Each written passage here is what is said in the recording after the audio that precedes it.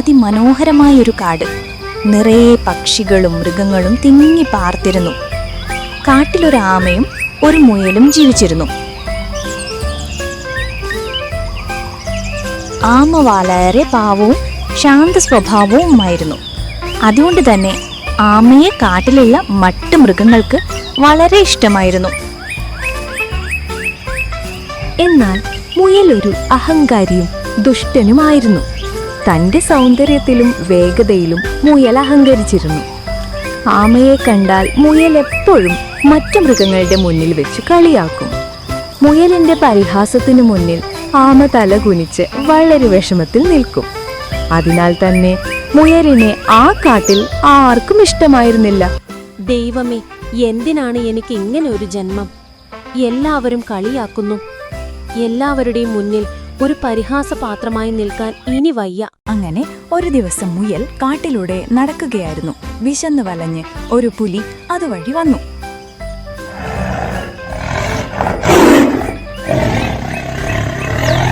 കാട്ടിലൂടെ നടക്കുന്ന മുയൽ പുലിയുടെ ശ്രദ്ധയിൽപ്പെട്ടു. പെട്ടെന്ന് തന്നെ മുയലിന്റെ മുന്നിലേക്ക് വിശന്നു വലഞ്ഞ് ആ പുലി എടുത്തു ചാടി. മുയല് ആകെ പേടിച്ച് വിറച്ച് നിലവിളിച്ചു. എന്നാൽ മുയലിനെ രക്ഷിക്കാൻ ആരും വന്നില്ല. ആ വഴിയെ പോയ ആമ ഇത് കാണുകയും മുയല് ഇങ്ങനെയെങ്കിലും രക്ഷിക്കണമെന്ന് തീരുമാനിക്കുകയും ചെയ്തു. അങ്ങനെ ആമ പുലിയുടെ മുന്നിലേക്ക് ധൈര്യപൂർവ്വം നടന്നു.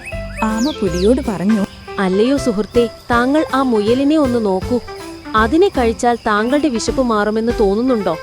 താങ്കൾ ഒരു കാര്യം ചെയ്യൂ, എന്നെ ഭക്ഷിച്ചോളൂ. താങ്കളുടെ വിശപ്പ് അകറ്റാൻ എന്നെക്കൊണ്ട് മാത്രമേ പറ്റൂ. മുയലിനെ വെറുതെ വിടൂ. എന്നാൽ മണ്ടനായ പുലിക്ക് ആമ പറയുന്നത് ശരിയാണെന്ന് തോന്നി. പുലി മുയലിനെ പോകാൻ അനുവദിച്ചു. വളരെ വിശപ്പോടു കൂടിയുള്ള പുലി ആമയുടെ പുറന്തോടിൽ ആഞ്ഞൊരു കടി. ആമ തന്നെ തല തോടിനുള്ളിലേക്ക് വലിച്ചു. ആമയുടെ പുറന്തോടിന്റെ ബലത്താൽ പുലിയുടെ പല്ലുകൾ പൊട്ടിപ്പോയി. വേദന കൊണ്ട് നിലവിളിച്ച പുലി ആമയെ നിലത്തിട്ട് അവിടെ നിന്ന് ഓടിപ്പോയി. മുയലിന് വല്ലാത്ത കുറ്റബോധം തോന്നി. താൻ ചെയ്തതിനെല്ലാം ആമയോട് മാപ്പ് പറഞ്ഞു. അന്നു മുതൽ ആമയും മുയലും ഉറ്റ ചങ്ങാതിമാരായി സന്തോഷത്തോടെ ജീവിച്ചു.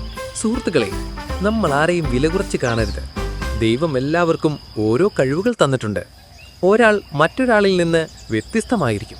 ഒരിക്കലും മറ്റൊരാളുടെ കുറവുകൾ പറഞ്ഞ് അവരെ വേദനിപ്പിക്കാനോ കളിയാക്കുവാനോ പാടുള്ളതല്ല.